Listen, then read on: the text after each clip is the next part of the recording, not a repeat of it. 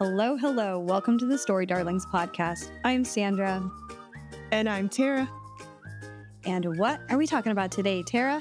So during our break, Sandra introduced me to the book series that is only 2 books, but I'm going to call it a book series because we should get a third book. Like, after what happened in this book, there better be a damn third book.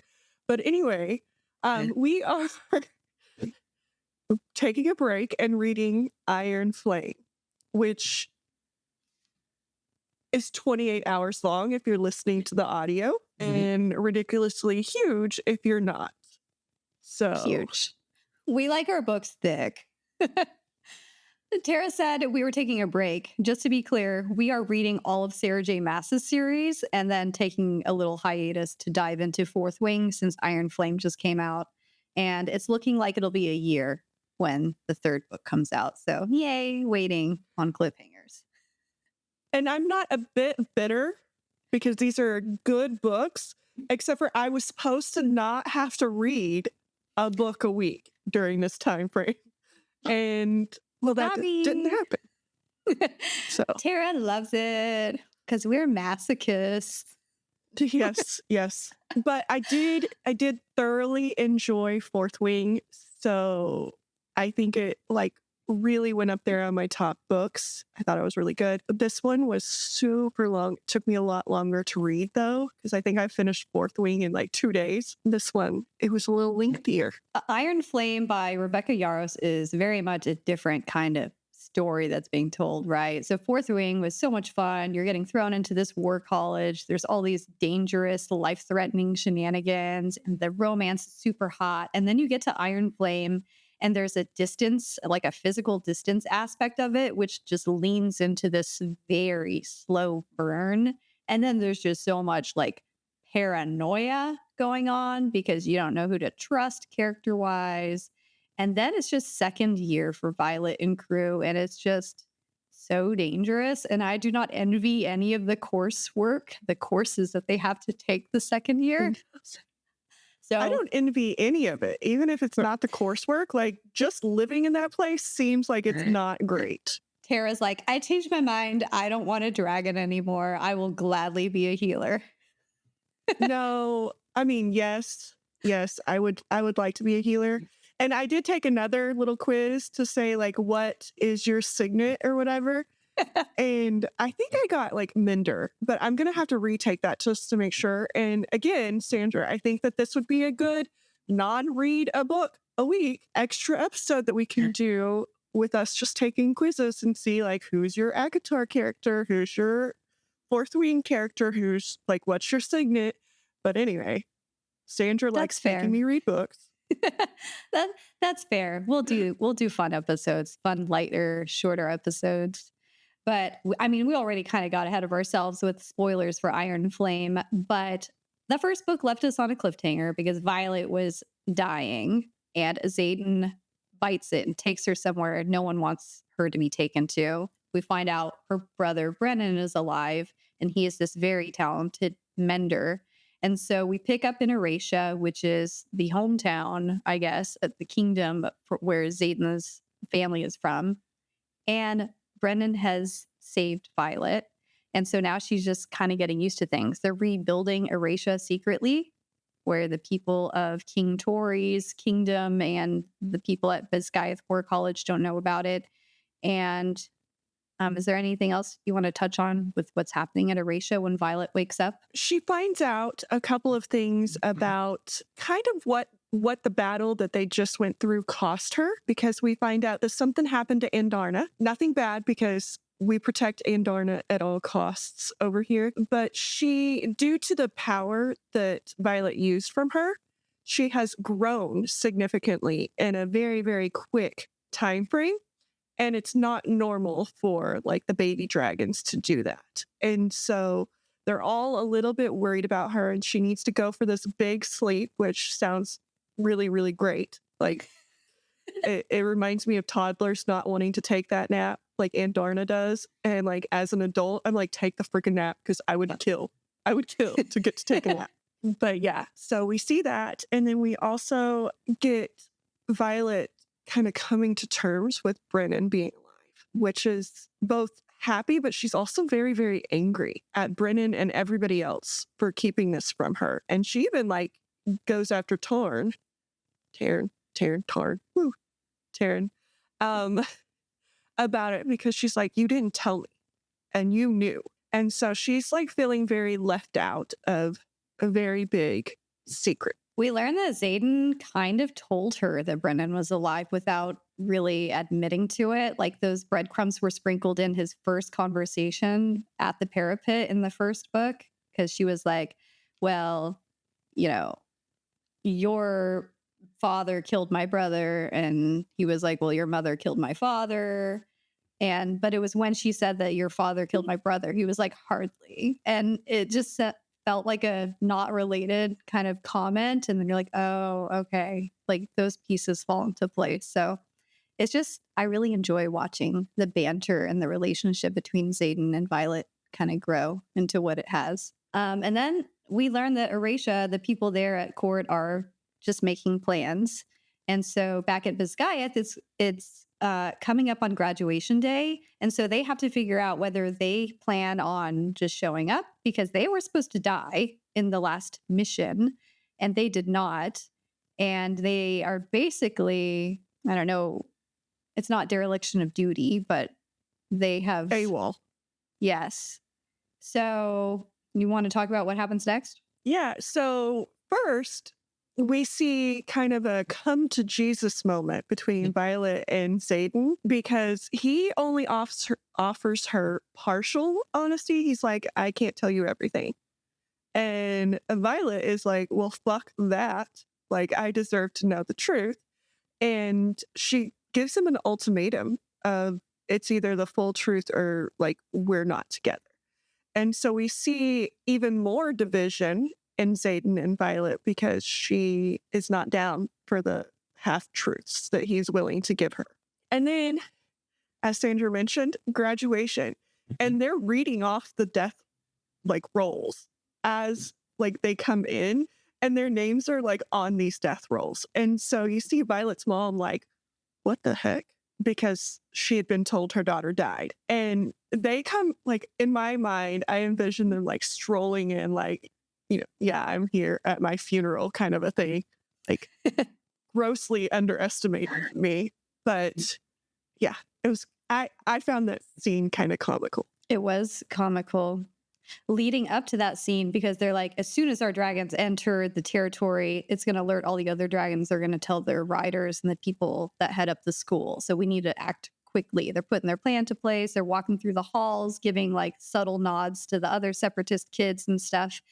And Violet runs into Rhiannon, right? Hands off Liam's letters that she wants to keep safe. There's such an emphasis on burning the belongings, which is very suspect in my opinion. I'm like, why is it so crucial to burn things that belong to the dead?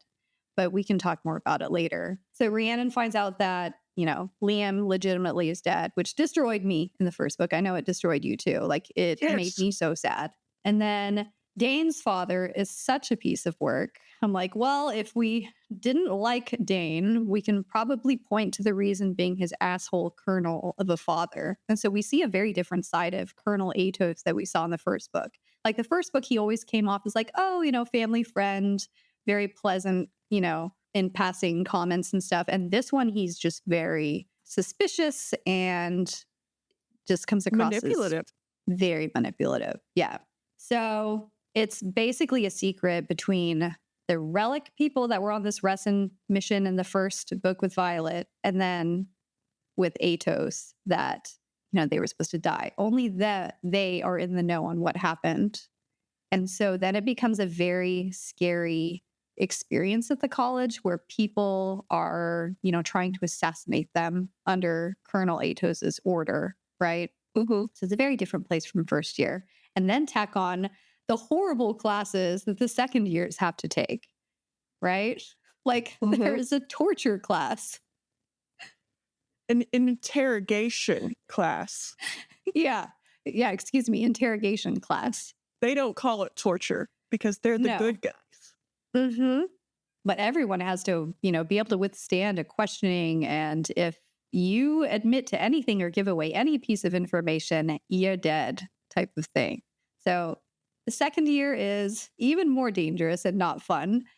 And we also get to see kind of a humorous aspect to it too, though, because Violet and, all of her friends and stuff, having just finished first year, they're like looking at the new class of, conscripteds coming in. And it's so cool. Like, it's almost like looking down at the incoming freshmen, all Yeah. bright eyed and bushy tail. So I did kind of enjoy that different perspective. Although we do also meet another first year that becomes pivotal. We meet Sloane, Liam's little sister, and boy, does she have a chip on her shoulder. Like, she is livid at Violet.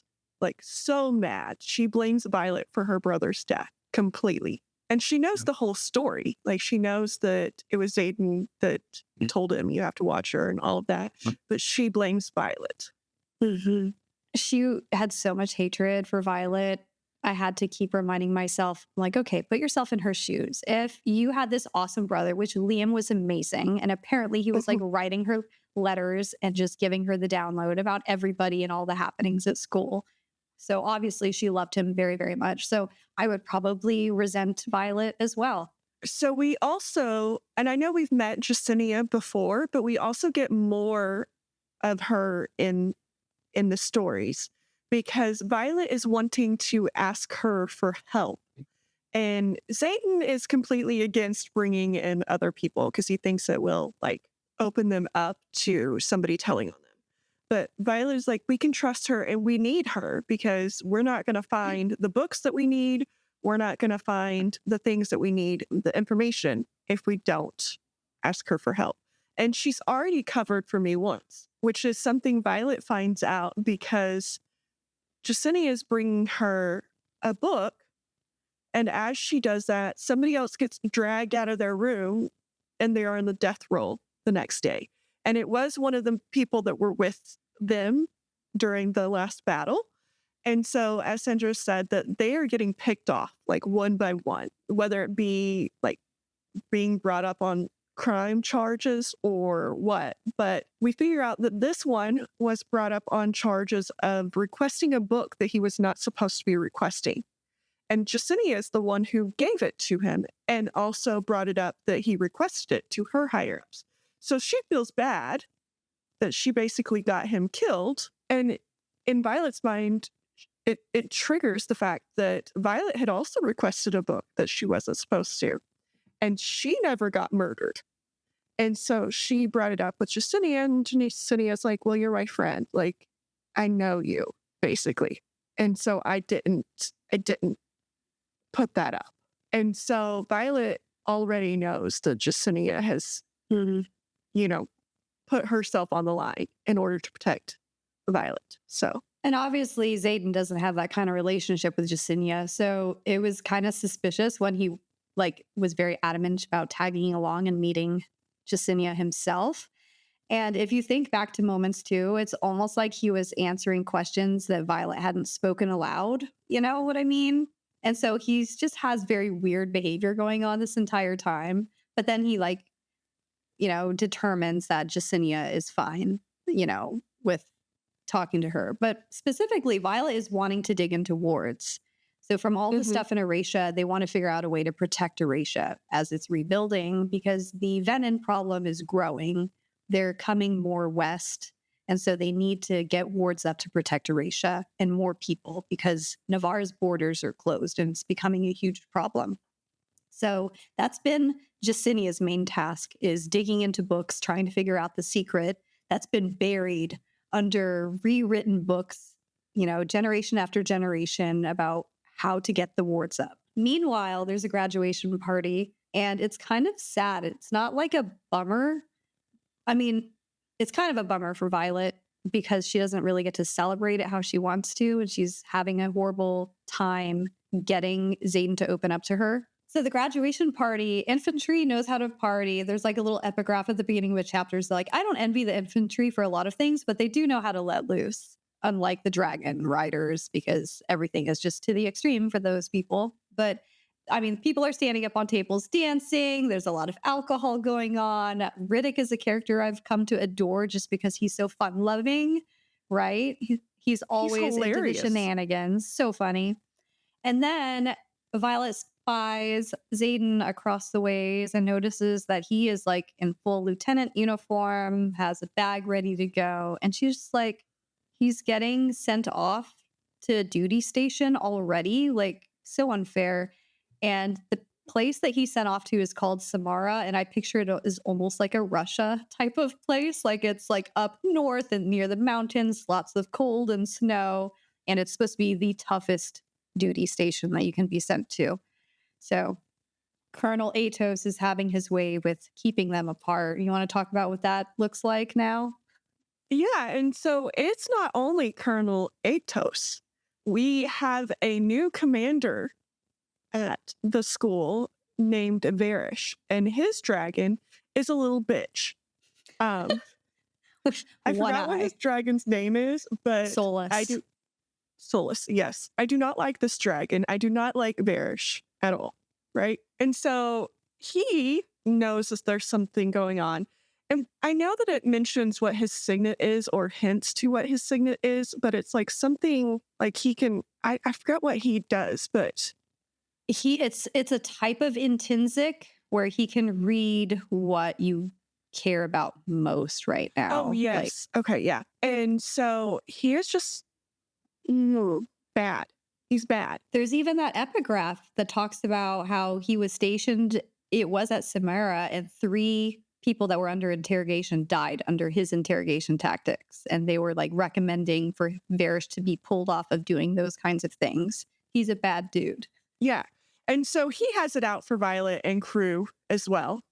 And so I think he is the one who kind of has been working with Atos this whole time and gave him the orders, maybe, to do what he did in the last book. But he's not good either. And so they are picking off one by one the people who were in this battle because they know the truth and they don't want the truth to get out. And we meet somebody else new around this time when the first years come in, and his name is Oric. And we find out that Oric is not who he says he is, that he is the son of the king, and he is pretending not to be so that he can go through the writer's school. And somehow his dad doesn't know that he's missing or doesn't want to like tell everybody that his son is missing. I don't get the backstory there. But he is there, and Violet and Dane both know who he is because they've known him since childhood. And so they are also keeping his secret. I don't know how you pronounce his name. I was calling him Eric the whole time. I think his fake name was Cam or something is what he was. I can't remember what his name, like which one was which. But as soon as he came on screen, like on page at the parapet, I was like, oh, I like him so much. Just the way he's described. And apparently he has a couple older brothers. So he's the youngest of King Tory. And his older brother, who went through infantry, died, and we don't know exactly why yet, but like had died. And so he's doing all of this under the guise of he's traveling across the country on like a, philandering prince kind of tour. And so that's where his father thinks he is. And he has an agenda against his dad because we can talk about this now, but Eric has put 2 and 2 together because he's seen the special daggers that the soldiers at the palace carry around and all of the secrecy around his father. So he knows that the Venom are an actual real problem with the Wyvern and that the Griffins aren't their true enemy. And so he wants to do something about it. So immediately I was like, yes, I like him. Yes. And he's cute too. He seems like a throwback to Throne of Glass. He seems like a Dorian who has it, like he has it figured out a little bit. He knows what he wants to do. He's just trying to get out from under his father so that he can be his own man. So, yes. So we meet those. And then, as I said, Varish's dragon is a little bitch. As they're standing in like a formation, doesn't the dragon like attack like fire breathing on the 4th wing because that's where most of the people are. And he kills somebody. I don't remember who he kills, though. The way he's described, he's just kind of a psychotic dragon, very unpredictable, one eyeball. And Tarn the whole time is like, keep your eye on him, watch him, like, do not take your attention off of him.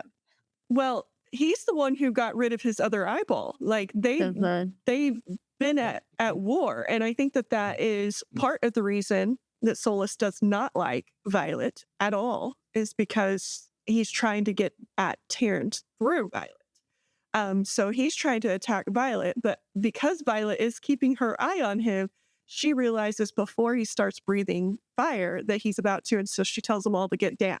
And so she is kind of saved a little bit. And then Terran goes after him. He's like, I will murder you.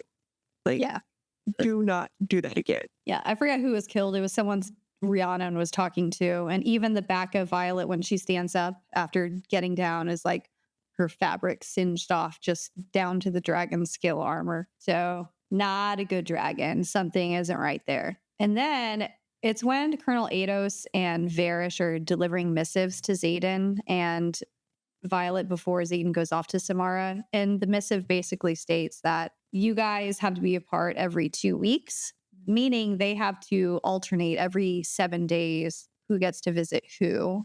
And it's not exactly straightforward in that either, because them being able to even go see each other every 7 days is very dependent on their behavior and them fulfilling things that Varish and Atos ask of them to do, especially revolving around Andarna. There's a lot of interest in Andarna. But we do see some very cute things happening as they are parted, because Xaden is writing her letters with the truths that he can tell her, which are the truths about himself.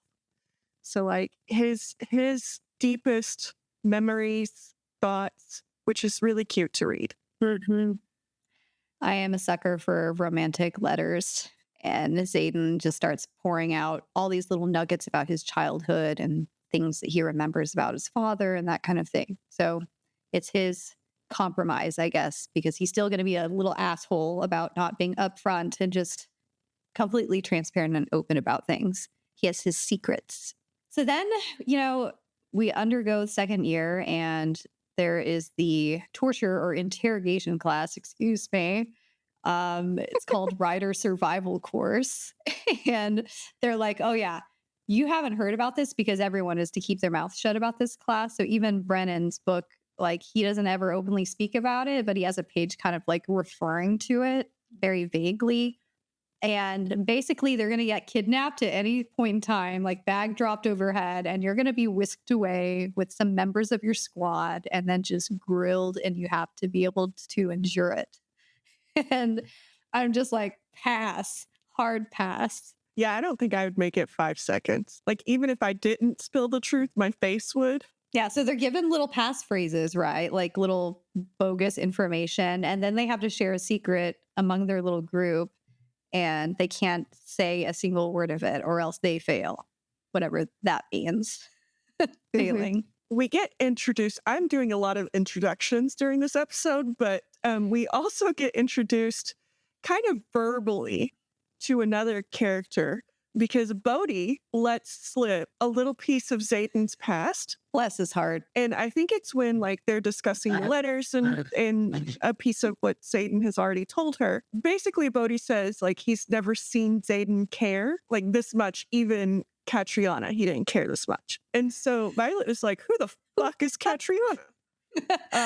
So it's kind of funny, like, because she's now jealous of this person. She has no clue who she is. But I also feel her, because I was also like, what the hell? Like, why is he keeping that a secret? Yeah. Because this person obviously had some lengthy of a relationship with him. It's kind of comical seeing Violet get really insecure and jealous, right? There was one scene in particular I really, really liked. And Tarn was basically like, 2 dragons bonded with you. I chose you. You have no room to be insecure about yourself, and is basically telling her to get her shit together and like snap out of it, because I mean, she's like having this internal dialogue and is like, well, I've had past people that I've slept with too. And, I couldn't possibly think that Xaden hadn't been with anyone before type of thing. So it's a funny human moment. Well, and I don't think it's so much that he had been with somebody in the past, because obviously, yes, look at him. But I think it's the fact that it seems like he was keeping it a secret, as opposed to like, yes, I've been with people, they don't matter. Like I think it's more does she still matter? Like, is that the reason you're keeping it a secret? Yeah. And when we say keeping it a secret, we mean he just doesn't proactively offer up information. Like if it doesn't have something direct to do that comes up like in a conversation very pointedly, it doesn't exist in his mind. Yeah. And there's a lot that doesn't exist in his mind, like that he has not proactively told her, like her brother being alive. Yeah. Like that she is still feeling a little sore about. Which, about Brennan being alive, Brennan tells Violet that Taryn's first rider, Nowlin, like I got like a romantic vibe between Brennan and Nowlin, right? Did you? And he just says that Nowlin, I don't know if he says died, but trying to revive him. And so I was just like, what did he do? He burnt out, didn't he? Like he burnt out trying to save. That's what they say. But I don't think Brennan ever says the words that he died. But it's also like, now that you're saying that, the Venin take power from the ground or like the world. And so I'm wondering if maybe he turned Venin trying to save Brennan.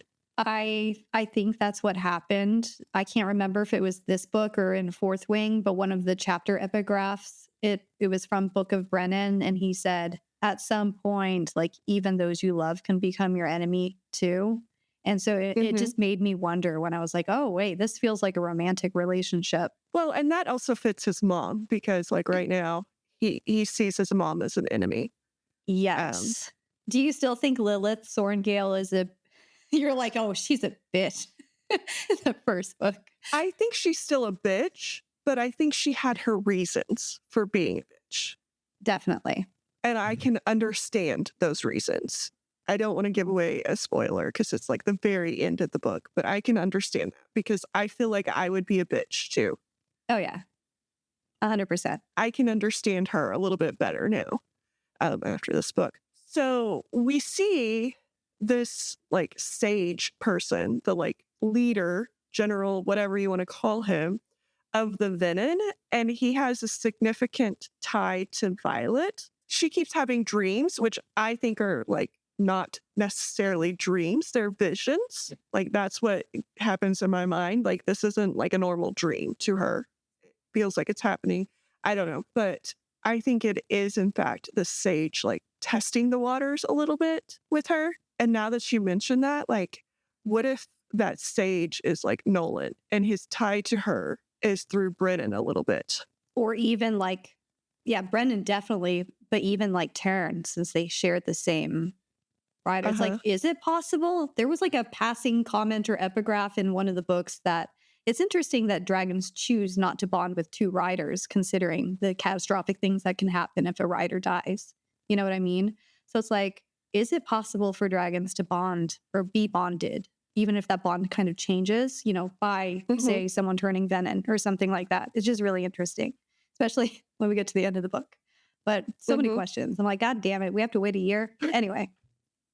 Yeah. So those are interesting points that I did not catch on. Again, I was reading the book very, very fast. So I'm going to have to reread it just to catch on to some of these little things. Little like Easter eggs thrown in. But yeah, I did not catch on to that. I mean, I did catch on that there was like a really, really close relationship and that he died trying to save Brennan, or he did, in fact, save Brennan. Something because happened. Whatever he did led to Brennan being alive. But besides interrogation and torture class, there's also flying class. So they can't just seat a dragon. Now, of course, there's like, you have to be able to do all of these maneuvers with your dragon, like a running, landing and all this stuff. And Violet's like, fuck, I'm never going to be able to do that. Not with my joints. Well, and this is also where Varys shows his interest in Andarna because he wants her to show up. And Violet's like, she's asleep, but I can't tell you that. But she can't come. Like she cannot be here. And Taryn is like, you don't command dragons, puny human. And so Vera's just like, yeah, I might not command dragons, but I do command her, and puts her through a basically torture as punishment, making her use her signet over and over and over until she is like this close to burning out and dying. And then I think Taryn even steps in and he's like, no, No more. Yeah.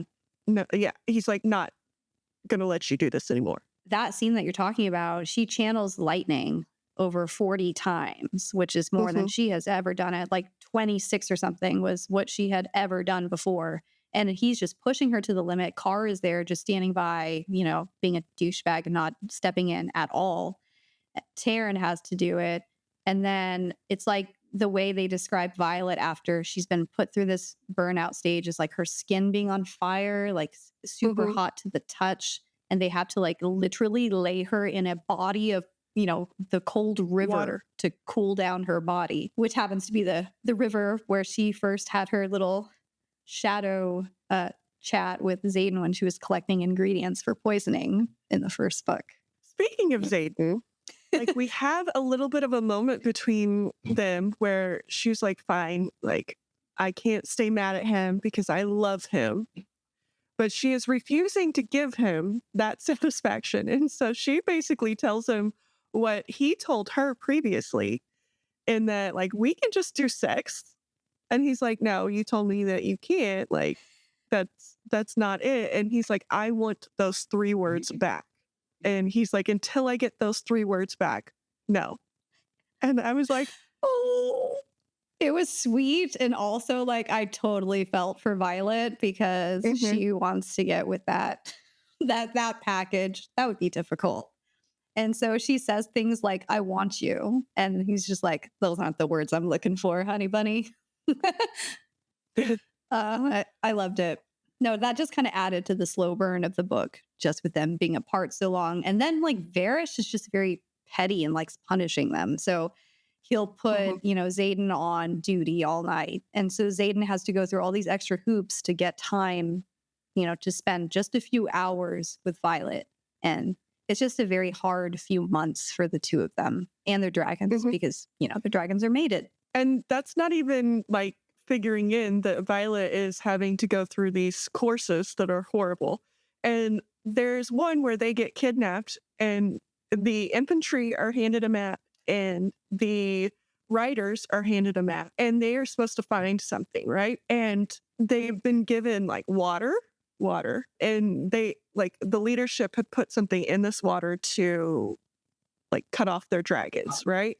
And so they're trying to find this and they figure out that there were 2 maps because they had been arguing and bickering the whole time about, no, my map looks like this. My map looks like this. And they didn't figure out that there were in fact 2. That's what I like about these books is that Violet doesn't succeed in everything, right? Like they fail horribly and are lost. And they didn't think to check the 2 maps to make sure they matched and agreed with each other. And so technically each side was like looking at their own map and like correct looking at their own map, but they just weren't communicating that.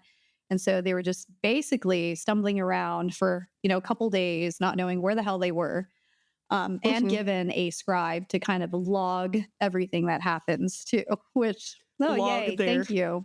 Thank their my ineptitude. failure. Yeah. My incompetence. Thank you. I want this saved for everyone. Yeah. The classes are just so much more interesting this year. And then it's like, as that continues, Violet is fulfilling her promise to Liam, which is to keep her eye on Sloane the entire time, because Sloane is back where Violet was a year ago, having to go through parapet and make it through the sparring ring and all of this stuff to make it to presentation and threshing. So it's cute seeing Violet kind of play like big sis to Sloane in a way. And even though Sloane is not about it at all and has so much hatred and vitriol that she's spewing toward her, she even uses her own techniques to help Sloane, in that she poisons. Like she finds out who Sloane is supposed to be against. She starts poisoning him like she did the last year, which is funny to me. And Sloane's like, no, I won all on my own. And they're like, no, you Yeah, didn't. okay. No. And apparently Sloane is so much worse than even Violet was. Like, absolutely zero training whatsoever, have to start from negative ground to get Yeah. her up to par. Well, and in that like finding like the two maps thing, we see Jack Barlow's dragon come back and try and kill Violet, which not good. No. What's his name? Like Bade or something? Bade? Uh-huh. Yeah, she's like these orange dragons are just very unstable. It seems like. I wonder if that's like something to do with the orange dragons or like they just pick the bad riders. Like, are they like evilish dragons? I don't know. It makes you wonder because like the black color is Terran and Coda, which is Melgren's dragon, and they're just very powerful, like very, very strong. And then they keep talking about how green dragons are very smart and they're the most reasonable. Like you can approach them and they're more thoughtful about things. And then like blue, of course, is strong too. But like it does make you wonder, like every experience with an orange dragon has not been good. Like it's very dangerous and unpredictable. So it's kind of a good point. Yeah. Wild card dragon, I guess. Yes. There's a part where I think it's Violet that tells Xaden that it's a two-way street. If you want me to trust you, you have to trust me. And he's basically like, well, I can't tell you everything. And so that part like got me because it's like him admitting that he'll never be able to give her what she wants. It's stuff like that that gives this book a totally different tone, especially Violet too. She's so like emo in this book. It was very much like Bella Swan in New Moon when Edward leaves and she's just beside herself. It was almost like that kind of tone with the whole Xaden rift with Violet. And that kind of made the book feel a little bit slower too, even though there was so much happening. But yeah, definitely. Poor Xaden. Yes. And poor Violet, like none of that is on her. I mean, as we learn more of his secrets throughout this book, you start to understand why he is holding those so close to his like chest. But still, like I feel bad for Violet because like I know how that feels to not have the whole truth and to know you don't have the whole truth. Yes. So Varys is still on his power kick of he's going to punish her every time Andarna doesn't show up. And after the last incident, Taryn is like, no, not going to happen. And so when Varys starts to try to punish Violet, Taryn steps in and attacks Solace. And so he has Solace by the throat, basically, and he makes Varys apologize to Violet, or he's going to kill his dragon, which, as we know, if the dragon dies, the person dies. So that gives Varys a little bit of incentive to, like, do what Taryn says. But now both Varys and Solace are pissed off. Yes, it's one of those things where Tyrion definitely has the upper hand, but you also don't want to piss off Varys too, because he continues making her life a living hell. It just fuels the hatred for him in the lengths that he's willing to go. Types of things is like, oh, the freaking rucksack searches that he like does with Violet too. So there's a scene where she's smuggling, or not smuggling yet, but like carrying the rune daggers that kill the venom, which she's not supposed to have. So she has like Xaden's jacket on with the dagger in it, and he stops her with his two bodyguards, one of them which is the truth teller, the truth sayer next to him. And they're like, we need to search your pockets and everything. And the other professor comes to her rescue, like, no, she's not breaking any rules. She's not pretending to be anybody else. Like she has, you know, her own uniform on under that, blah, blah, blah.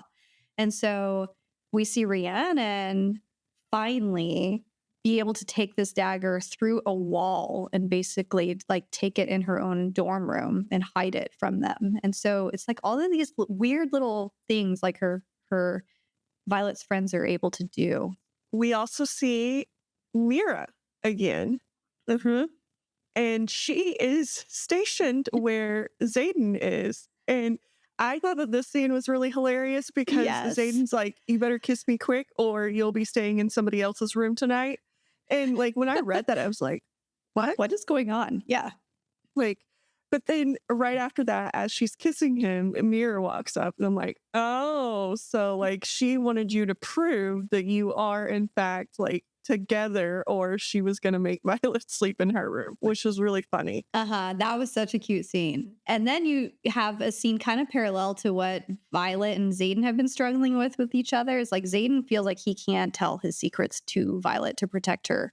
And then we see Violet grapple with the same thing with Mira when they're practicing archery or whatever the hell it is that they're practicing, because she wants to tell her that Venom are real and Griffin aren't the enemy and there's Wyvern. And she says a comment very casually and Mira's just like, that's just a story, da-da-da.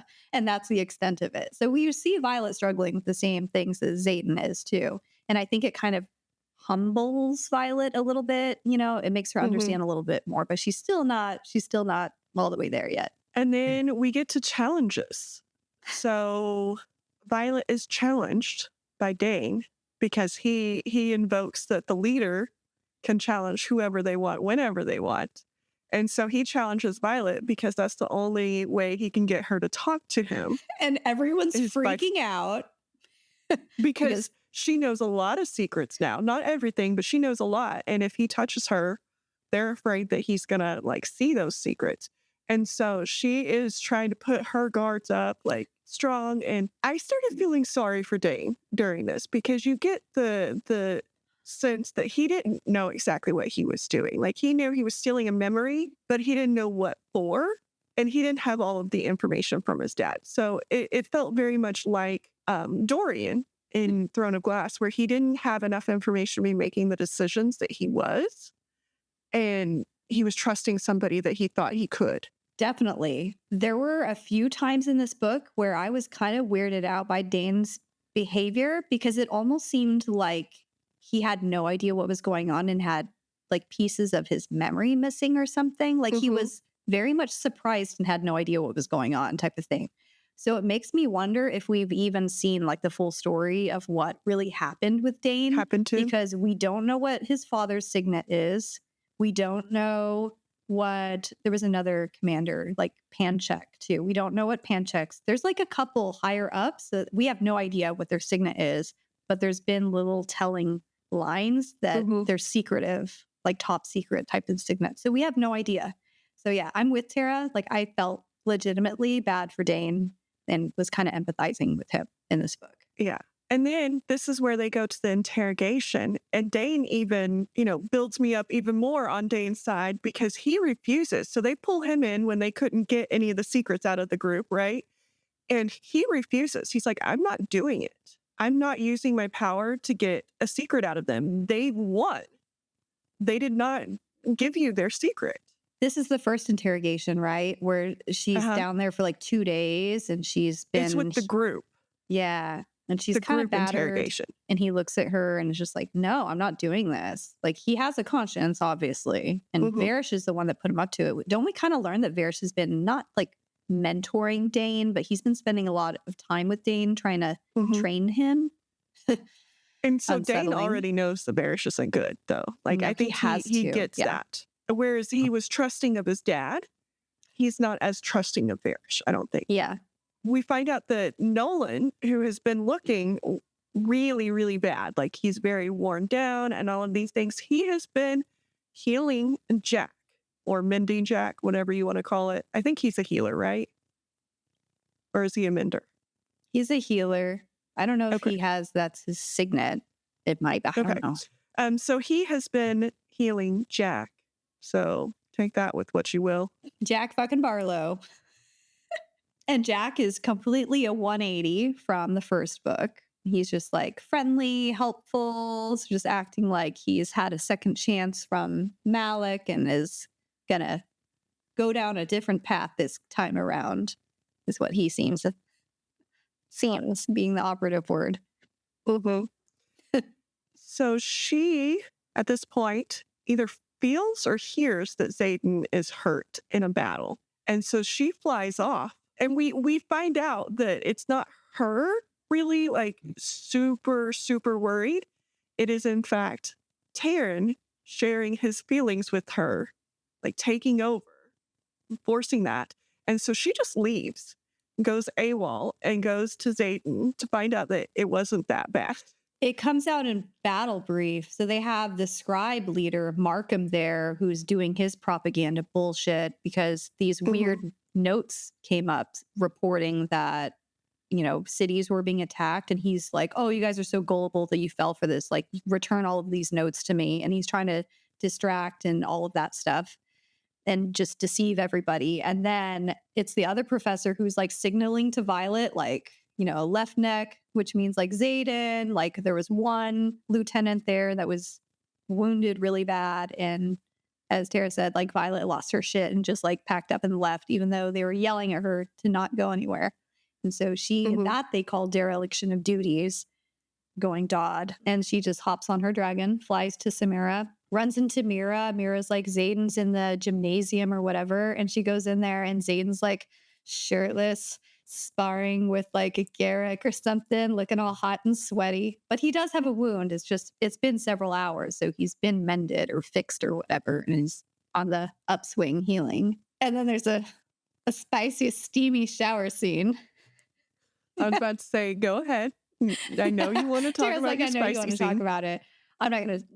No, there's just a really good shower scene, which it is about time. They were separated the entire damn book. And finally, Violet's like, whatever. I don't think she gives him the 3 words here, but they're just like, no, whatever. We're gonna do this. We need to do this. This is basically when he was like, you want me to take you like how like I'm able to get you. And he's like, but I want you to give me your heart first. Or no, I think she says that. Like last year you wanted like me to give you whatever. Or it's a reversal, like a role reversal. Her quote was like, oh, last year I gave my heart first. This year you get to give your heart first. Like something like that. And I was like, oh, go Violet. Like, but she's like, but I really want you. So the fact that Xaden is like so telling Violet that he needs to hear the 3 words from her, and from what we learn at the end of the book, it makes my heart go out to him. Like why he needs to physically hear her say these words of her own volition. You know what I mean? Like simply just knowing it in his heart isn't enough. He needs to hear her say them. Yeah. But yeah. So that's Samara. And then that's great and all good. But then just to take us down a notch, like, thank you, Rebecca. We then run into Kat, who is a Griffin flyer. And she is being all kinds of bitchy when they meet up with her. And Kat is Serena's younger sister, right? And so they met up with the Griffin flyers, Serena being one of them. Kat is in the background, like, staring at Xaden. Like, and Violet's interpretation of that is that she wants him, right? And then she finds out that this is Catriona. And so Violet's like, oh no, that wasn't like the look of somebody wanting somebody. That was the look of somebody remembering something. And so she gets a little feisty there, which is kind of funny to me. It's funny how Catriona is described too as being very like queenly, like very royal kind of stature as well. It reminded me of Caltine Rompier too from Throne of Glass, like just her attitude and how she carries herself, very haughty. Yeah, I caught myself wanting something like what happened with Caltane to happen because I'm like, I really don't like you right now. I'm hoping like you get a redemption at some point because I'm with you. I want to feel like Xaden had good picking skills and that he would not have picked somebody that was horrible. But I don't know. No, I'm with you there. We do finally see Violet open up to her friends. Like she tells them, she doesn't tell them everything because, she can't yet. But we do see her open up about like what's been happening because what is the catalyst for this? Getting the tomes. Yeah. The journals of the 6 individuals who brought up the wards in the first place. So she's thinking that that's where she's going to get the information on how to establish a ward. Yes, because Riddick was like, oh, wait, didn't you know about the sublevel vaults? I found out about that when we were like going through your mom's office. Like you should have like, no one knew. I knew it. And Violet's just like, God damn it. About a book that you did. Yeah. So Violet's like, oh shit. Like, if I would have just told them, I wouldn't have been wasting all of these months. Like, they would have Mhm. been able to tell me that and be helping all this entire time. So that's right. And so they figure out that these journals are in fact, like Justinia does tell them that, hey, they are in fact in there, but it is under like a blood lock from the king. So only somebody in the king's bloodline can open it. And she's like, oh, I have another secret. Auric over here is the king's son. Come on, come help us, Auric. Yeah. And that's also kind of, they're like, wait, what? Yeah. And then like Eric comes into the room and then Xaden is in the room and then Eric and Xaden look at each other and then there is just like hatred because Xaden was the one that killed Eric's older brother when he was Oh, yeah. at Basgiath. So I guess Prince Eric has never gotten over that. But they do get Eric's help with breaking into the sublevel vault. So it's like this section of the book is when it becomes like a little heist type of story because they have to have people doing different roles. Like Rhiannon is going to wipe memories and Imogen. No, it's Imogen who can wipe memories, right? And so all these different people are going to do different things. Jacinia is going to sneak them into the archive like 1 hour before it locks down. And then if they are still down there, very bad things are going to happen. So then we see them waste almost the entire hour trying to locate where this special book is, this about the wards, how to raise them. And then they're like, okay, well, my father likes to flash things. So they figure out, I'm like, why did they look under the black curtain in the freaking middle of the room? Like the first thing that they did, like they waited until the very end to finally do that. So they get the book. Eric's hand gets like melted-ish, like just gross, like reaching in to get it because of the ward around the book. And then an interesting thing happens where they're racing out of there while like the clock is ringing. And so it's a very like time crunch kind of scene where they're trying to book it out of this sub-level vault, but they get it. And then really terrible shit happens. Violet has a very horrible next 5 days. So Nolan, who she grew up thinking as, I think, like a second dad, you know, he was the healer that kept healing her from her wounds, drugs her. And so she can't use her signet. She can't do dragon talk, any of that. And she goes for her second round of interrogation under Varish because they know she's helping because they caught them basically trying to steal this tome. And she had given the journal to Xaden and he flew off right before she's caught. So at least the journal is safe and somewhere else, but they caught her basically. And so Varish is seeing her weaknesses. Yeah. And the things she cares about. And he sees that it's her friends. Like she's hallucinating Liam the whole time. I'm like, is she hallucinating Liam? That's what I was thinking. I'm like, that I was like so he was helping confused. her.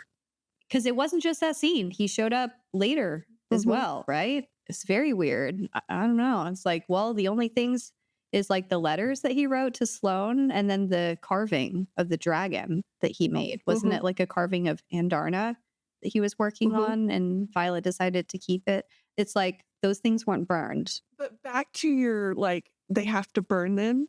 If their stuff doesn't get burned, do they stick around? Like, are they like ghosts that can be around? Because he's the only one that I've seen. Maybe if everything doesn't get burned, like they don't cross over or something, or they could be brought back to life by a mender or something. Yes. I'm hoping because I want Liam brought back. Rebecca, if you can like get this, make this happen, like Liam needs to come Rebecca Yarros. Yeah. No, I have thoughts about like so many hardcore thoughts about this too when we talk theories, because there's definitely something up with this. But I mean, Liam or her hallucination, whatever he is, helps her mentally get through this because she is broken over and over and over and fixed, like not totally fixed, but just enough to still be in one piece. Yeah. And then they bring Dane in. And this is where Varish still thinks Dane is like on their side, just a little bit of a wussy boy or whatever, you know? Yes, like, man. Yeah. And so they tell him that they need this from her. And Dane goes to get it. And she pushes forth the memories of like watching Liam die and the battle and like makes him see the truth, basically. And once he does that, I think he like pretends to continue helping Varish, but then turns on Varish. And this is where we see him, in fact, kill Varish. Stabbed him. Yeah. I mean, technically it's like a half and half. He did the final kill. It's like from Akatar. Like, yes, did strike first, but like was the one who chopped the head off. And sorry if you have not watched our last episodes. It's okay, like, I'll bleep it. Spoiler alert. I didn't say who she chopped the head off. She could have chopped the head off of anybody. Okay. But anyway, yeah, Dane gets the kill shot. And because of that, she has to bring Dane with her. It was kind of a crazy scene in the sense that Violet overwhelmed Dane. You know what I mean? Like, completely overtook him. He was in shock almost. She just overloaded him with the memories she picked. And that'll tie back to another theory later. But like, it was just something to note. Well, and it was really cool because like this is all happening to her and she knows nothing about what's happening outside. And so when they do get outside, they figure out something else big is happening outside because Xaden has been losing his absolute mind because he cannot contact her. The dragons can't contact her. So they know shit is going down, right? And so he has been planning a surprise attack of like just dropping wyverns all over the place, like dead wyverns. Like, this is the truth. They're out there. Here they are.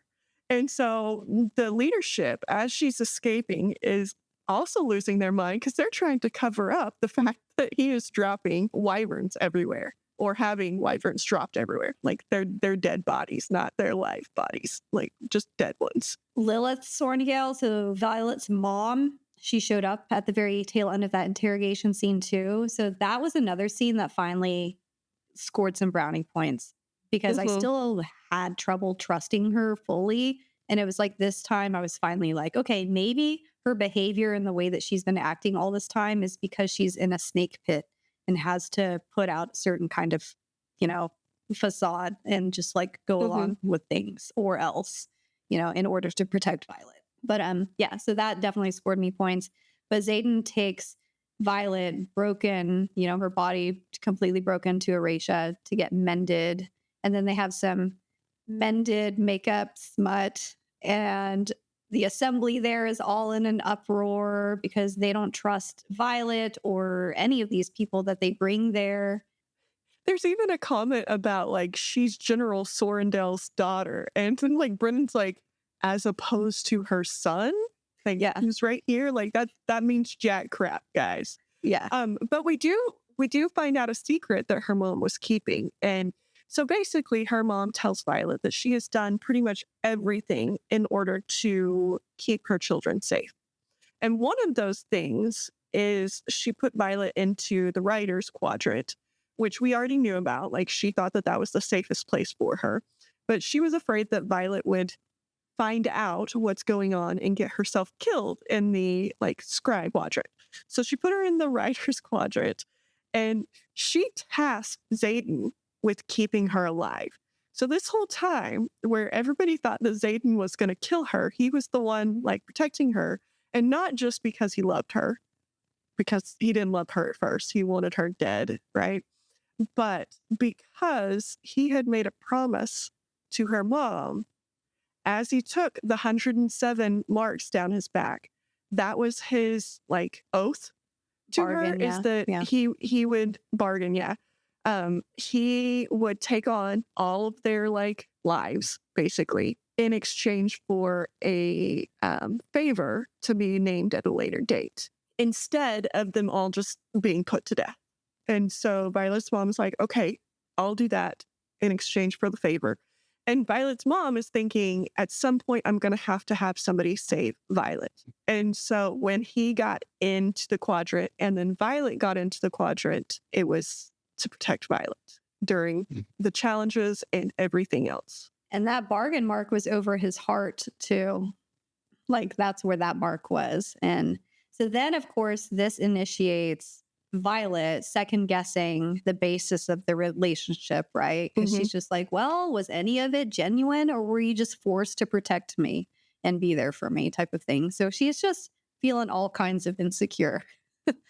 We do see, like, as we've mentioned, they all have some pretty badass signets, but the one that, like, I'm like, ooh, this one's pretty cool is Bodhi's. He can counter signets. I thought you were going to say the making small things bigger again. No. The way you said, ooh. Well, I like Bodhi, like, a lot. I don't know, like, Bodhi's great. what it is about him, but I like him. Probably because he's, like, I don't know, he let slip truths that, like, weren't there before, and I like that. But anyway, he can counter signets, which I think is really, really cool because that's the signet that I would want. So, like, people can't be using their shit on me. No, it's very useful. It's around this time that Andarna finally awakens as well. And she's kind of like a fresh born horse, very wobbly on her awkward limbs that don't suit her. The poor little baby can't open her wing. Yeah, she's very much like Violet in a physical sense with some of the things that she is handicapped with, right? So everybody's living in this little, like, I don't know, like house type thing, like in the Ryerson's house. And I love that they all keep like the council keeps like going after Xaden and like saying, well, she can't stay here. And he's like, this is my fucking house. Mine. Like, you can't tell me who gets to stay in my house and where. My house. And so he keeps kind of pulling rank a little bit. Like, even though he doesn't want to be the leader of all of this, he keeps pulling the rank just a little bit. And then so does Brennan, because like he keeps siding with Violet. Yeah, it's his sister. And so you have the other instructors who are getting a little pissy because they don't want to keep doing the things. But then you see another riot coming. So then they're all trying to like prepare for battle. And as they're doing this, Violet finds out that Mira is leading that. And so she's like, don't kill my sister. Don't kill my sister. Like, whatever you do, do not kill my sister. And so she tries to get out ahead of everybody else so that she can talk to her sister and try and like talk some sense into her, right? But we find out that they are coming, in fact, because they've already had the sense talked into them and they are coming to join. And so you know that council's even more beside themselves because they're like, we don't want all of you. I mean, it's justified, right? It's a huge secret that they're rebuilding Eurasia, and then just so many people. It's like every person that knows is just further jeopardizing this precious thing that they're trying to build. And it's the worst reunion scene ever between Mira and Brennan. Like, if you thought Violet was kind of hurt, I mean, Violet at least was excited to see Brennan again. Mira is just straight pissed off. Yeah, and she punches him. Yeah, like bleeding, like makes his nose bleed. To the point that like Violet steps in between them and she's like, stop it. Yeah, it's like a very much a sibling squabble. And you have Xaden just kind of like observing these three siblings talk it out. And he's like, man, I'm kind of glad I don't have siblings. So we are introduced to this thing called the Luminary, which like I didn't get the gist of what the Luminary does, but is it like kind of like a forge for them to like forge their weapons? Yeah, it's a key part of the forge to make it hotter. And so we had to go visit a Lord King something, Viscount Takaris. And we see somebody, our favorite person again, and we find out that Takaris has two nieces, Serena and Kat.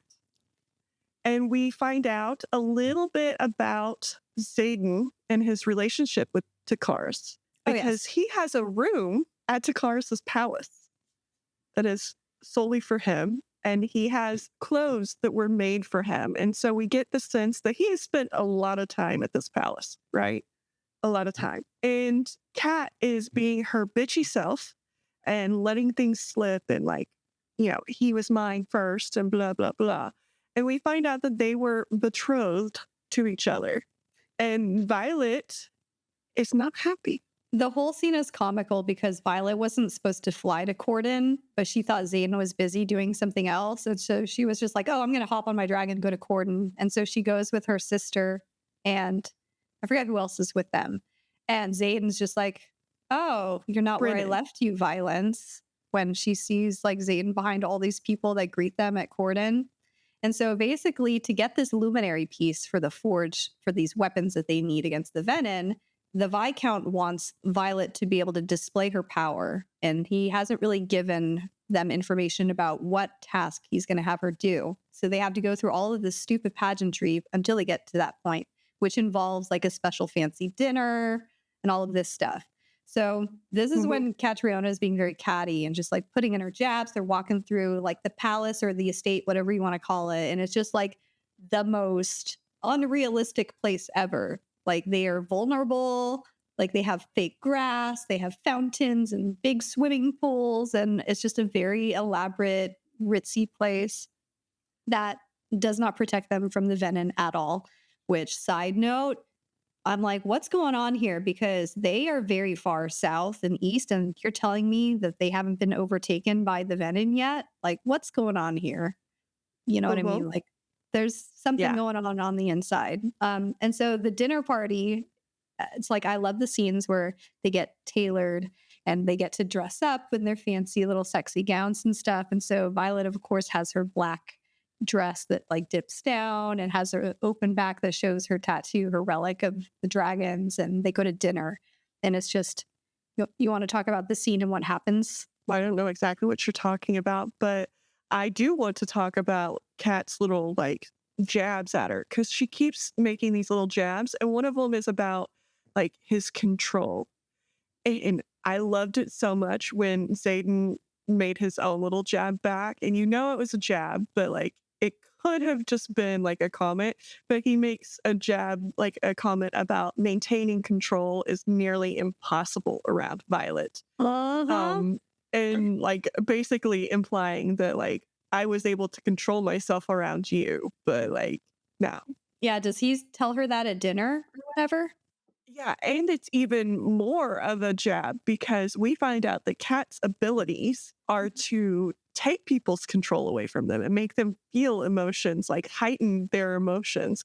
And so once we figured that out, we figure out that how like much of a jab that was, because he was still able to control himself around her, even with her most likely influencing his control too. The very strange part here is Violet says a few times, like, she is so powerful. She's so powerful. How could she be that powerful? Because Violet has been shielding the whole time. She can shield and keep Xaden out of her head and break contact, but she's shielding, yet she's not keeping Catriona out, which is a very interesting thing to note. And so it's like right after this fancy dinner where Xaden is trying to, in his way, you know, ease Violet's mind, that they're like, okay, it's time to show off your power. They break out this wardrobe, and the wardrobe belonged to his father or something, right? Like that's where it was from.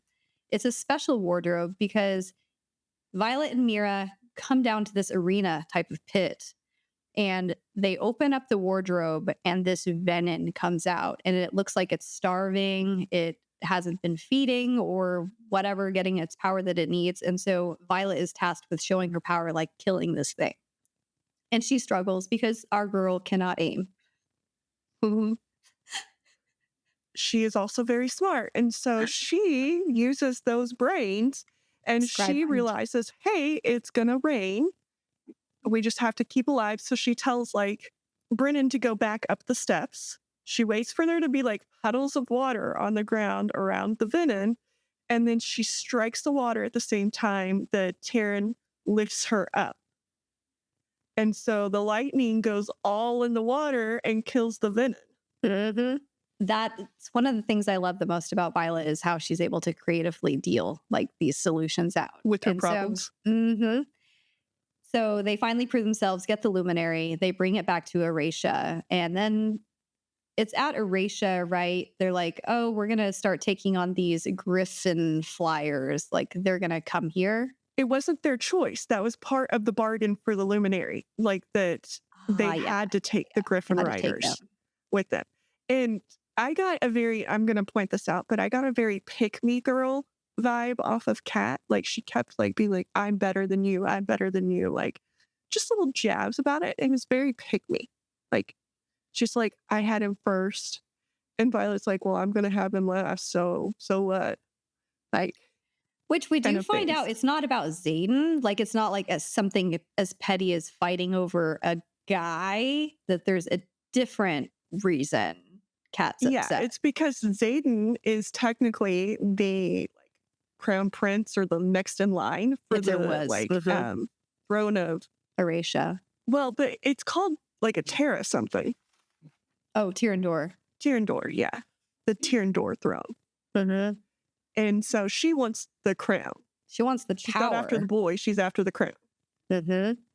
Which is just it's interesting. I do also like that's a like callback to Caltaine too. Like it's very similar to Caltaine because she was after the crown too. Mm-hmm. She didn't really care about Dorian. She didn't care who it was. This is just the position and influence that she wanted. Yeah. Yeah. So And so this is the part of the book where it becomes like a melding of war colleges, right? So you have the Griffin Riders who do things the complete opposite way as Basgiath. Like Basgiath is all about death and ruthlessness and just killing and dying and all this stuff. And then you have the Griffins that are like, no, we just like jump off a cliff and hope we land on a griffin. And that's how we bond. And if not, we just swim and go into a different quadrant, their equivalent over there. it's I found it funny that she's like, oh, and then you die? And they're like, no. I'm like, bitch, where do you think you are No, right we just now? swim down the river. Like, only your side does the dying shit. Mm-hmm. Very, very interesting. And so they're having to take their griffin. And so griffin don't have the altitude that dragons do. So they have to like snail climb this mountain range to get up to Tyrandor and get them to Erasha in the first place. And this is where there's different things that happen, right? It's kind of like their parapet crossing-ish in a way for them to go to the war college at Erasha. And Wyvern attack, it's like this shit show of things happening. Riddick gets shot with a couple arrows.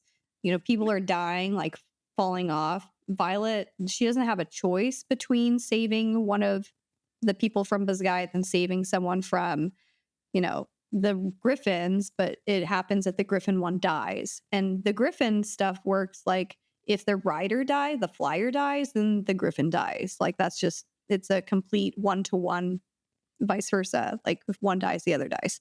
And so then Kat is even angrier because, oh, now you're just like picking your people over my people type of thing. So it's that kind of scene. And meanwhile, there's just Erasha is looking, House Ryerson is looking very full. It's looking like a giant hotel at this point.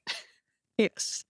And we see they're working on ruin making, which are like little drawing type things that like spell, like spellbound kind of like help you in certain ways, you know? And so whatever you draw is kind of how you're being helped. And one of those we find out in Xaden's room. One of the questions that Violet asks is about a ruin that she found in his room. And it was basically made by Liam's mom. And it was to keep safe all of the children of the people who ended up dead, right? And so each one of them had one. And it was to keep them safe. And it's no longer able to be used. It's out of magic because it did keep them all safe. Yeah. So he just keeps it as a reminder that they cared more about their kids. Like they knew they were all going to die. And so they wanted to make sure that their kids were safe. And the ruin itself, like, was to conflict the signet of the dragon that was set to, like, assassinate them. Yes. After the Griffins and the Flyers get to House Ryerson, they do this thing where they combine everyone. So they reshuffle the squads. And so now they're forced to work together. And of course, Catriona is the best of the Flyers. So of course, she's going to be placed on Violet's team. And so they're all grumpy about having to share the Iron Flame, that badge, with them because they didn't earn it. And they're just forced to get along now. And so one of the first things that they have to do is the Rune Collection Challenge together, where they go collect it in these tunnels or these caves in the mountain. And horrible things happen in this mountain. They run into Solus, the one-eyed crazy dragon of Varish. And Andarna has a huge growth moment here. You want to share what she Mhm. does? So she basically attacks Solus.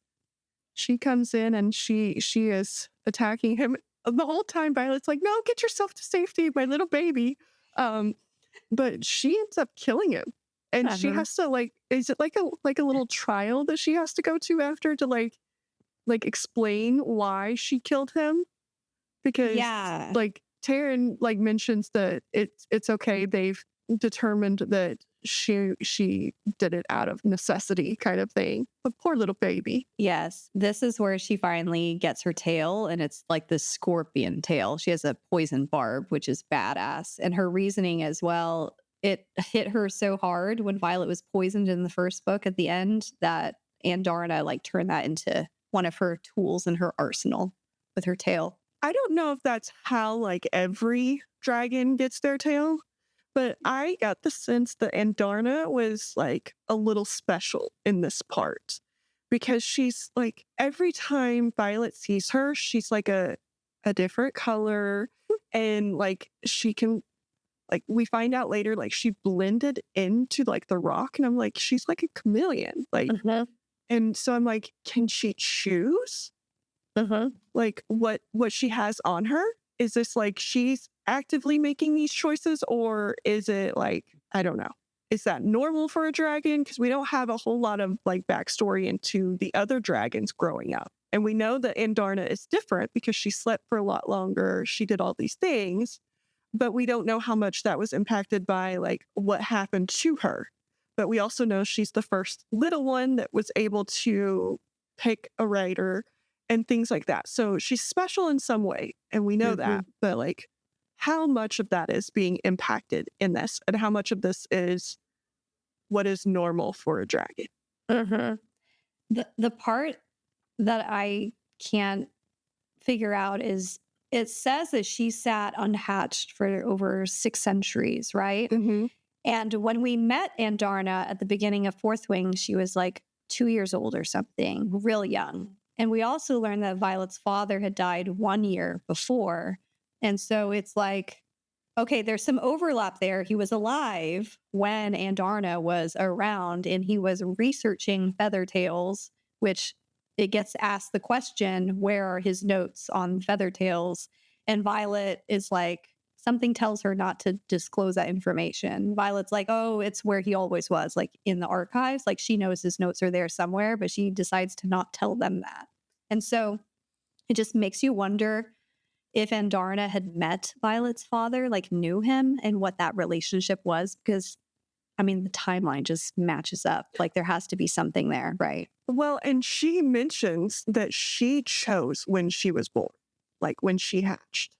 Uh-huh. She's like, when I heard about basically Violet, that's when I chose to be hatched. And I'm like, is that normal? Do dragons get to choose when they're born? Yeah. The rider born with the scribe's mind. Yeah. That whole scene. She's like, I knew that you were going to be my person. And I was like, oh. But we also see, before all of that, we saw that as they were putting the riders and the cadets together, they allowed anybody to challenge anybody, but only one time. And so Kat's like, Violet. And in doing that, Kat is using her power, which they're not supposed to be using powers, to set Violet off, and she's doing those little jabs again. And Violet figures out that Xaden is the one who trained Kat, and Kat makes a jab of oh, you figured out that I know what it feels like for him to be above me or whatever, innuendos. That trick with his fingers. Yeah, that was me. It is definition cat fight, and Violet gets so angry. I like how at the end of this fight, Xaden's hauling Violet off of her body and picks her up and is carrying her to the assembly room, tells everyone to get the fuck out, and then puts her in this chair. She's not paying attention. She's so angry and just spewing her hatred of Catriona. And it's one of my favorite quotes in the book. It's my house, my chair, my woman. So he gets to make up his own rules, and this is when it becomes a very sexy scene in the throne chair where he calms her down. and tries to like ease her mind about the whole Catriona situation, which was so chef's kiss, like such a great scene. Yes, so during that scene, he also lets her see his emotions. So Weird. I think that was a little foreshadowing into what we figure out later because he lets her see his. It's like, did he let her look at it? Because he was shook about it, right? He was like across the room, like leaning against the table afterwards. Like he didn't expect it to be that strong or something. You know what I mean? Like his fantasizing about her. Well, I think he did that because he's still holding out for those 3 words and he got a little too invested in this. You think that's what it was? Yeah. But it was kind of like the dragon sharing their emotions. Like Yeah. it was between them. Like it was like they were writer and dragon at that time, like sharing their emotions. That's also where she figures out that he is technically the king of Tyrandor, or like If they had, rightful king of Tyrandor, and that's what Kat wants. It's the same, around the same time she starts suspecting that Xaden has 2 signets because the fact that Sigale had bonded with his grandfather and not like an uncle or something that was a little more removed.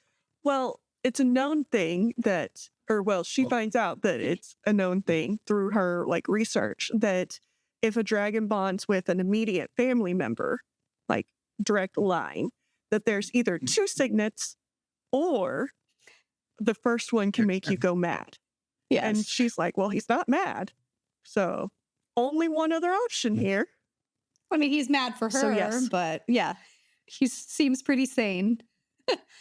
And then Dane is in here helping them with the journals because he is really versed in languages too, because he studied with her, and like they used to use the languages, like the foreign ones, as their special like friend language, which was cute. And so we see Dane, like he's growing on me. He's like coming back slowly, right? It's just one of those tender moments where you're like, oh, there was some potential here if he hadn't been such a dickhead, because he is like cute, dimply, so smart, obviously talented, but yeah. And yes, we do see the signets, but poor little Xaden doesn't want to share his second signet because he's afraid that she'll fall out of love with him. And she hasn't even shared that she is, in fact, in love with him again. Like, she hasn't given him those words. And so he's like, how long does it take to fall out of love? He's like, because as soon as I tell you this, I don't, like, it's going to happen. And so he finally shares with her that his second signet is, like, he's an intensic. He can read people's intentions. So not their minds, but, like, what they intend to do.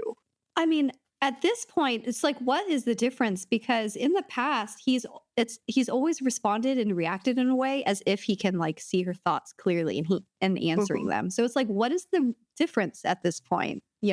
And it's like, and that's what she's thinking. She's like, how often have you used this on me? Because you know how it affected me. Yeah. When Dane took my memories, and that's just my memory. Yeah. Like, that's not even like my decision making away from me, Yeah. And so she is a little rightfully iffy about this, and he's like, see, that's why I didn't tell you, because he like saw it happen on her face. And he's like, the love, the 4 words that like break your heart. He was like, less than a minute. And she was like, what? He's like, it took you less than a minute to fall out of love with me. And it was just like, oh my God, that hurts so good. It's like, things will somehow work out, or you hope that they do. Like, please, Rebecca, give us a happy ending here. But you felt for him. Her trauma with Dane, and then her second guessing everything after the 107 marks on her back. Like, this did not help with any of that at all. She was already insecure about everything. And then Catriona, it's just like this conglomeration of shit just not working in Xaden's favor right now. The perfect storm. Yes, the perfect storm. Like bad. These Soren Gales and their storms. Yeah, but we want to talk about the final scene, like the final stuff that happens. To add to the perfect storm here, we see hundreds of wyvern collecting. Violet uses her very intellectual mind to figure out that Samara is a ruse and they are planning on tearing down the wards from Basgiath.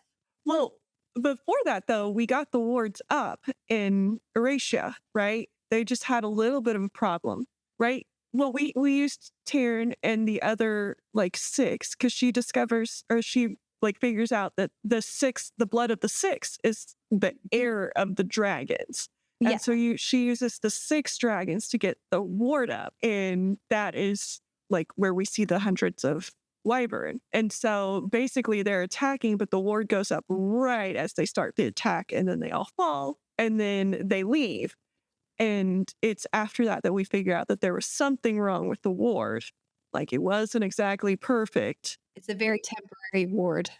Yeah. Yeah. And so I don't remember who it is, but somebody told them to go check out the wyverns that fell. And so Mira's out there just carving them up and like finding the like little stone that's in them that gives them their life. And at that point, one of them comes back to life. So they figure out something didn't exactly work right with their ruin or their ward. And then Commander Mildred calls them to him and he's like, hey, like they're about to attack us. We're going to lose everything. We need you to help us, basically. He's like, I've already seen it on Solstice Day. They kill everybody. And so they go back and they're trying to decide whether or not they're going to help. Yeah. At that meeting, we see their mother. And at first it's just Mira and Violet. Wow, that was hard. Who go to this meeting with Xaden and they're talking about it. And Xaden's like, fuck no. You've never helped anybody else. So why would I help you?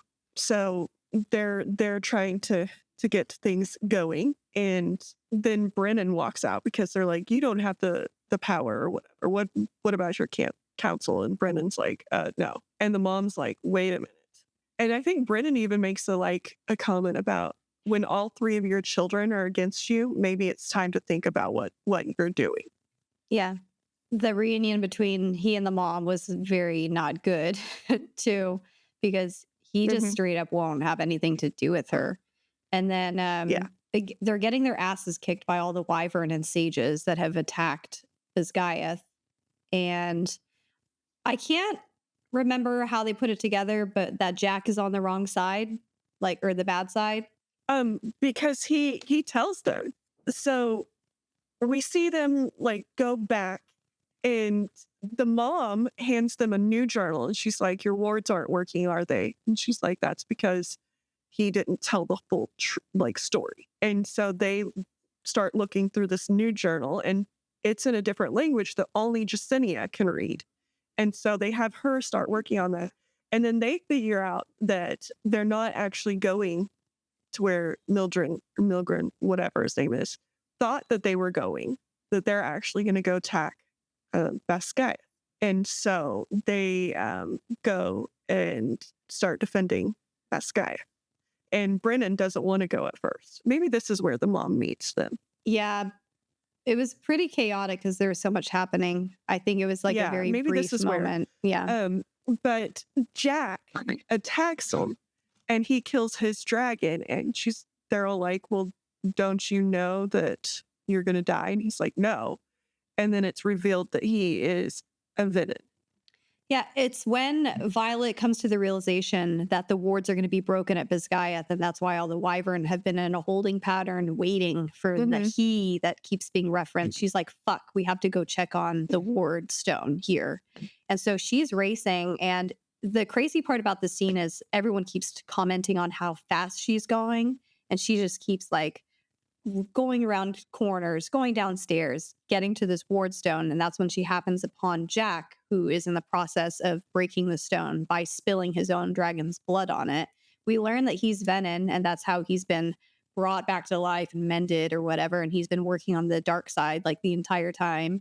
And then there's a bunch of shit that happens in this room. He ends up breaking the wards down. The wyvern come. Everyone keeps talking about some sage that's coming. And things are looking very bad. Sloane is in the room. I forget who all's in the room. There's so many people here. Dane's here. That's how he reads Jack's memories. And he planted lures all over Basgiath to bring the wyvern here. And Mhm.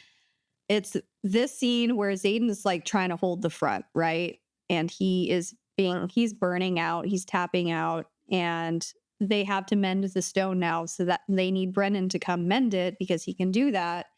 But they also have to imbue the stone in order to fix it and get the wards back up.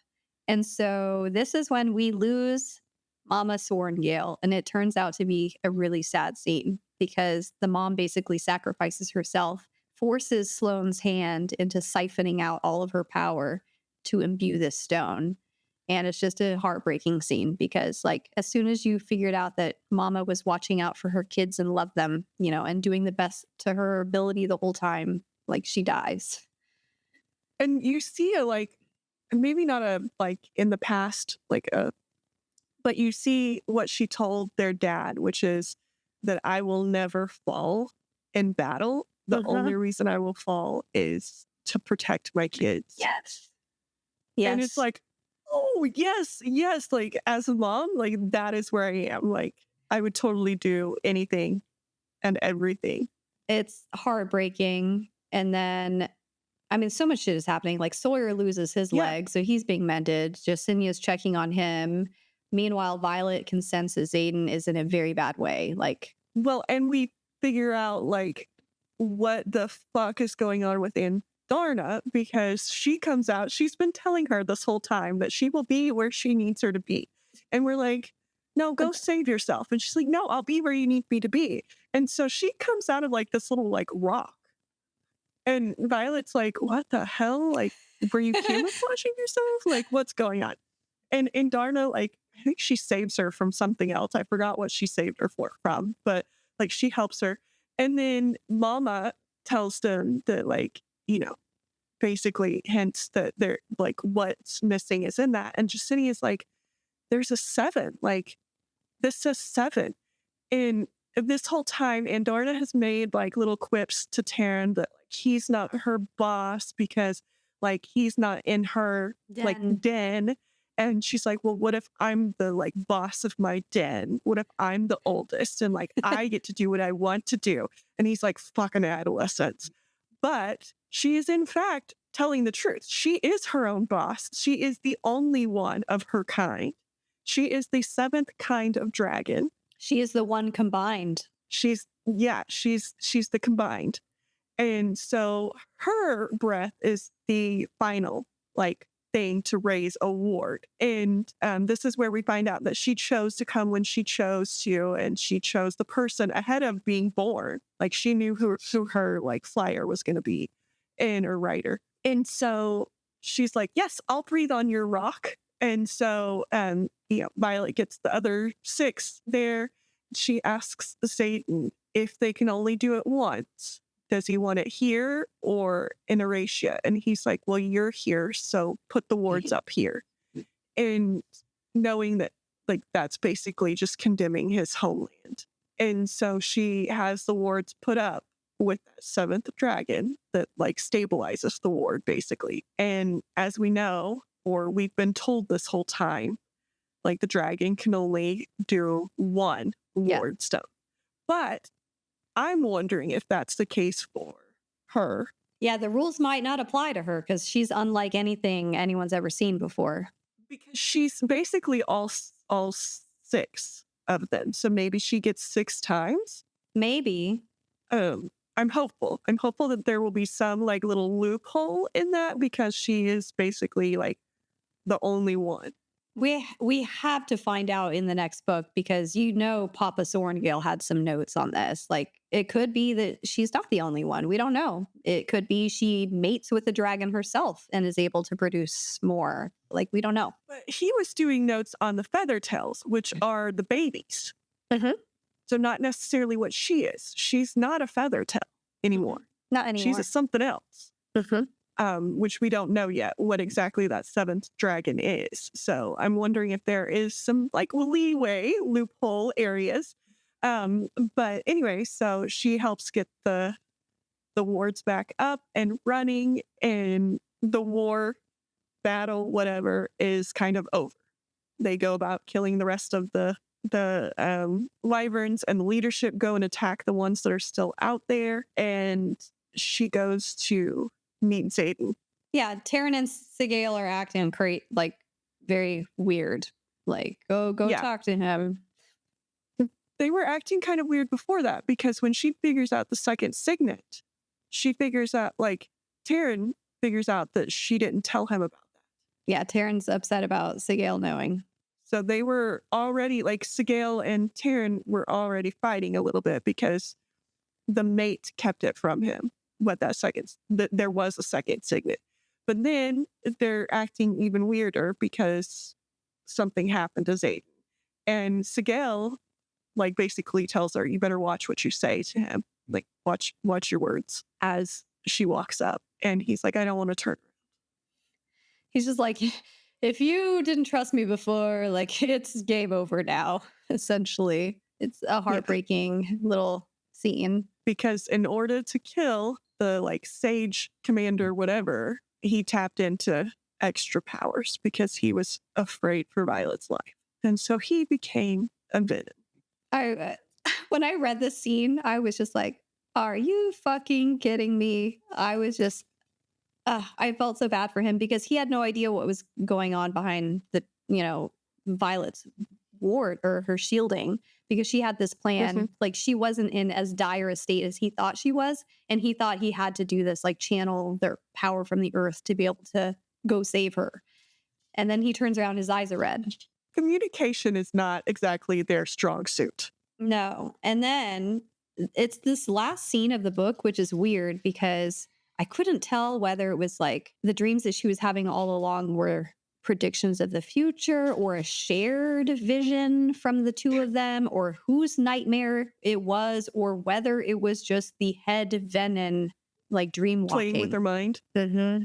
But then, okay, so there's also, like, a lot of, like, in my, like, I don't know what's going on in my head around Violet and having the second dragon, because, like, with Xaden, he got 2 signets because his dragon had bonded in his family, right? It would make sense that she would get a second signet from her second dragon, or something comes out of that. And with Andarna being so special, like, there's got to be something. And I'm wondering if that is, maybe she was seeing that with the dreams and with her hallucinations. Like, maybe she's able to pull in, kind of like Mildred or Milgren, whatever his name is, that commander that can see results. Maybe she can see something, and maybe that's because of Andarna, because Andarna, like, gave her the power to, like, stop time. Maybe it's like time jumping or something. So are we talking theories now? Because you're just going to have to bear with me, because I have some thoughts. I think Andarna is some kind of spectral dragon. She bends light. Everything revolves around light being Violet's, like, innate power. And she says it herself in the first book, I am the sky and I'm the power of every storm that has ever been. Like, I am infinite. So I think the special thing about Violet is that she is the ultimate power source. I don't know whether that's just like the sky or just light energy. It's interesting that her name is Violet, because you think about visible light is what makes Andarna be able to bend the light to camouflage, but there's also ultraviolet light that you cannot see. So it's like, if Violet is like this souped up person, and there have been several instances where people around her are able to do incredible feats, whether it's their speed, getting daggers through walls, shielding with blocks of ice, and protecting people. There's like incredible feats going around, and Violet is always around when it happens. So it's like, is she some kind of like something stronger than... She could be a, like, conduit. Yes, like something stronger than an amplifier, right? She's just the ultimate source of energy, and everyone wants her. Basgiath wants her, the Viscount wants her, the Venom want her, because she is this incredible power source. They mentioned that she has only channeled light in lightning form because she hasn't been taught anything else. What if she's able to, like, fine tune it so minutely where it's like you could bring people back to life with, like, a spark, right? Or like there's electricity that goes through people's brains and stuff like that. But there's so much about light.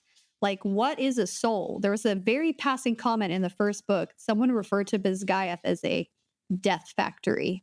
It's like, what if the reason why the land is so special and why they create all this death at the school is to harvest those souls to power up the dragons. And that's why it's so rich and fertile land. Like, what if it does have something to do with souls? What if, as you said, their souls do linger if you don't burn their things? So it's like all of this stuff could be like electricity, light, like that's a type of power, right? And then there was a passing epigraph in a book too that was like, Venin are told, like it's not known for sure, but it's foretold that like Venin also have heightened senses. Like they could be faster, they could have better eyesight. So she is definitely faster than anyone's ever seen before, right? The fact that her hair leaches out is like a physical implication that something happened. Maybe she was infected by venom, maybe mom when she was pregnant, because there was one scene where mom came home from war and had red eyes and they like, laughed it off. She could be like the antidote. Yes. Because she is light and the venom are like dark. Yes. So maybe she's like the antidote to the venom, which would be great for Xaden. Yes. But like even the name of the series, Empyrean, like that refers to heavens. And it's like there's so much soul talk, what the essence of a person is and how their power manifests. Like it has to be connected. Also, like, I don't know, I got a very chameleon-like vibe off of Andarna. So I wonder if her signet for her is going to be something like chameleon-like. Like you can either amplify everybody else around you's powers, or you can choose when to amplify them because like what you want amplifies the powers because she wanted Ree to be able to get her dagger and take it away, things like that, when you want them to amplify, or like, I don't know, or she's going to end up being able to do all of them. Like you said that there were comments about like the reason you can only do this is because you haven't been trained. So maybe like she can pull in other people's signets and like do that. I think that there's more to her. I think that there's more to Andarna too. You said Bodhi is the one that can counter signets, because if someone can counter signets, someone can power them up and supercharge them too, right? There has to be a balance. And it's like, okay, there's something there. There's also a passing comment like distance wielders, like someone could take a step and go hundreds of miles. It was mentioned like one time. So it's like, the speed of light is what you could liken that to. Like, I don't think Violet has touched like the depths of what she can do with if light is the purest energy and she can channel however she wants, which is incredible. But like, here's the unsettling thing to me, because you mentioned Andarna stopping time. If Andarna has something to do with time, hatching 6 centuries later, still being sentient and knowing what's going on around her, knowing that Violet was the one she wanted to bond with, there has to be, you're going to think this is like batshit crazy of me looking way too into things, but the final scene where they're talking about the venom that Violet is facing down with and describing him like holding her throat and stuff in this dream or whatever, she mentions his breath smelled sweet and he had tan skin in the flash of skin that she saw. The only person that has been described as having tan skin has been like Xaden and Bodhi, right? Because they were described as tan, tawny, and his breath was sweet because of the churum that he smokes. There have only been like 3 instances where they talk about something sweet. It's him smoking churum, and he had sweet, minty breath. And then there was like the sweetness of the vial that cuts their connection with the dragons, which it could be a distilled version or something of the churum. But I'm like you said, we know nothing about Andarna. What if this guy is like in a weird twisted way, like a future Xaden or something, like just big bad or something. And that's how they have the connection that they do? Yeah. And all these epigraphs, like finding all of these old records, like recovered notes and letters. Yeah, it hints that like we're telling you the story of the past, not the story of the present. Yeah, it's like really fucking weird. So there's just so much, and I'm like, how are we supposed to wait an entire year to see what happens in the middle? Maybe, okay, I mean, this is maybe like weird, but maybe this is Violet in the future looking back on what happened and how she could have changed things with Xaden. Like at this point, like a notebook kind of a thing. Like Andarna is allowing her to go back in time. Like that's her power or whatever. And so she's trying to find the spot where she could have told him she loved him, or like what she could have done to help him so Yeah. that he doesn't become that guy. Yeah. I like Maybe that we'll one. find out that this was the past and now we're trying to figure out how to like undo this. I hope that's the case. I don't want him to go bad, but like you knew it was coming because the comment, like, oh, the villain will always like burn the world to save the girl. And every single one of Xaden's comments was like, if I had to pick between Erasha and you, I would pick you, Violet, like every time. Like all of these comments constantly. And then he turns Brennan. And then the comment about your enemies can be those that are closest to you, or like, yes, whatever that comment was. Like, I'm like, yeah. oh, no. But yeah, I think that there's more to Andarna. I think that she is going to be key to what happens Our girl in the is future. special. I also suspect, like, I feel like Violet's mom was probably Brennan too, because I think she was pregnant and went to battle and was close to dying. And so her only choice to save her and the baby was to do that. And that's how Violet ended up, how she is. Different. But I also think, like, you're on to something. I think maybe Violet is the antidote. Hopefully she and that would undo our like theory of the time travel thing. But I think there might be something very special about Violet as a person, and not necessarily as like the things she can do or her dragons, but like as a person, she's special, and that's why she drew the 2 dragons to her. I like that theory because they kept putting the imagery in your head, like she'd style her hair like in a braid and then make it like a crown on her head. Like that imagery is like for a reason, she's not just like making some silver tips turn into a braided crown on her head. Like there's something there. There was so much in this book. Like I read it 2 times, right? And it's like every time I read it, I picked up on different things. And I was just like, I could read it again and pick up more. Yeah, I've only read it 1 time very, very quickly. So a lot, like... Too much. And this is a very long episode. Yes. Welcome to our longest episode ever. I hope you guys have enjoyed this. If you have theories, please send them our way. You can reach us on Instagram or email, Twitter, X, whatever, email. Or just make a comment if you're watching us on YouTube, because we would love to hear your theories about what is in the next book, since we're all waiting a year anyway. Yes, I feel like I'm dying and can't wait that long. I don't know what to do with my life now. I'm sure you will make me read extra books of some other sort. So, and we are going to do an episode with like just BuzzFeed quizzes, just silliness. No, we will. We'll find time. Maybe Friday we can do some or something. We'll find time. We'll do some fun stuff. And then on January 8th, look out for our first Crescent City episode, House of Earth and Blood, chapters 1 through 42. We're going to talk about it. So that is what we're going to start reading next, but we'll do some fun stuff in the meantime. So thanks for tuning in, y'all. Bye.